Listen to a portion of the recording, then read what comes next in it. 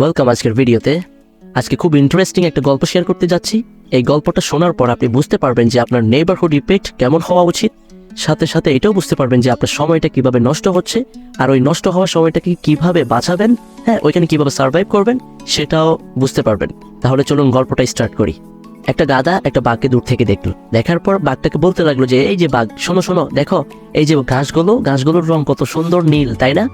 তো বাঘ একটু গরম হয়ে গেল, একটু রাগান্বিত হয়ে বলল যে তুমি কি পাগল নাকি? ঘাসের রং কি আবার নীল হয় নাকি? ঘাসগুলো তো সবুজ।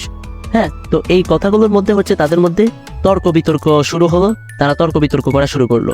তো এক পর্যায়ে তারা সিদ্ধান্ত নিল যে তারা বনের রাজা সিংহের কাছে যাবে এই সলিউশনের জন্য। তো তারা তাই করলো। তো বনের রাজা সিংহের কাছে গিয়ে এই যে গাধাটা বলতে লাগলো যে রাজা, আপনি এইটার বিচার করুন, এই বাঘ আমাকে কষ্ট দিয়েছে, এই বাঘকে আমি বলেছি যে গাছগুলোর রং নীল, কিন্তু সে মানতে চায় না, সে আমাকে কষ্ট দিয়েছে, আপনি তার বিচার করুন, তাকে শাস্তি দিন। বাঘ কিছু বলে ওঠার আগে সিংহ তার সিদ্ধান্ত জানিয়ে দিল গাধাটাকে বলল যে হ্যাঁ তুমি ঠিক বলছো, গাছের রং নীল। আর সে যেহেতু তোমাকে কষ্ট দিয়েছে, তার শাস্তি হচ্ছে সে আজকে থেকে 7 দিন পর্যন্ত কারোর সাথে কোনো কথা বলতে পারবে না। এটা হচ্ছে তার শাস্তি। তো এই সলিউশন শুনে গাধা নাচতে নাচতে চলে গেল সাথেই। তো ওই সময় বাঘটা জায়গার মধ্যে দাঁড়িয়ে আছে, কিছুই বলছে না। তো কিছুক্ষণ পর সিংহ বাঘটিকে বলতে লাগলো যে তুমি কি কিছু বলতে চাও? তখন বাঘটি বলল যে আপনি এটা কি রকম বিচার করলেন, আমি তো কিছুই বুঝতে পারছি না। তখন সিংহ বলল যে আরে বাঘ, শোনো, ঘাসের রং অবশ্যই সবুজ, কিন্তু আমি তাকে নীল বলেছি।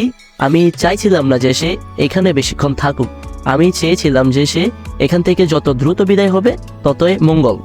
তো বাঘ বলল তাহলে আপনি আমাকে শাস্তি দিলেন কেন? তোমাকে শাস্তি দেওয়ার রিজনটা হচ্ছে তুমি তোমার সময়টা কেন নষ্ট করলে একটা গাধার সাথে এরকম তর্কে জড়িয়ে, এটা হচ্ছে এই কারণে তোমার শাস্তি।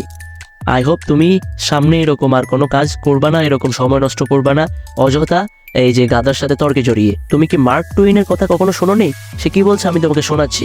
Never argue with stupid people, they will drag you down to their level and then beat you with experience. এতক্ষণে আপনি বুঝতে পারছেন যে আপনার নেইবারহুড ইফেক্ট কেমন হওয়া উচিত এবং আপনার সময়টা কিভাবে নষ্ট হয়েছে সেটাও আপনি বুঝতে পারছেন।